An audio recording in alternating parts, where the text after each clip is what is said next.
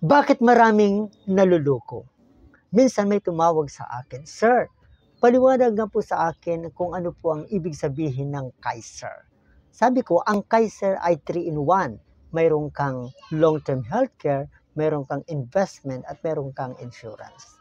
Tinatawag din si Kaiser na 7-20. 7 years ka lang mag-i-invest, then stop na. 13 years yung waiting period. Pagdating ng 20 years, kung ang kinuha mong plan ay K100, meron ka makukuha 1.1 million.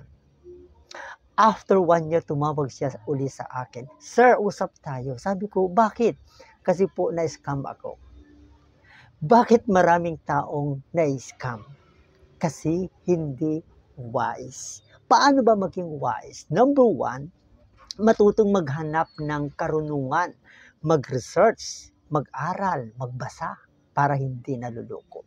Number 2, matutong magtanong, magnilay at pagtimbang-timbangin kung tama ba ang papasokang investment o business.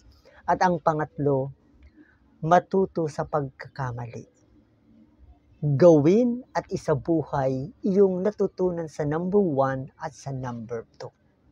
Sabi nga ni Doc Jaime, one of our great builders sa IMG, minsan ang kamangmangan ay hadlang sa pag-unlad. Live God, design life.